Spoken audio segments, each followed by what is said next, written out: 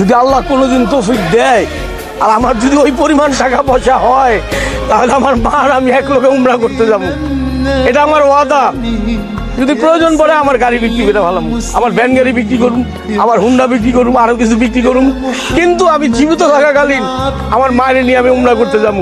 এটা আমার জীবনের শেষ ইচ্ছা। আর আল্লাহ কোনো বান্দার ইচ্ছা নষ্ট করে না।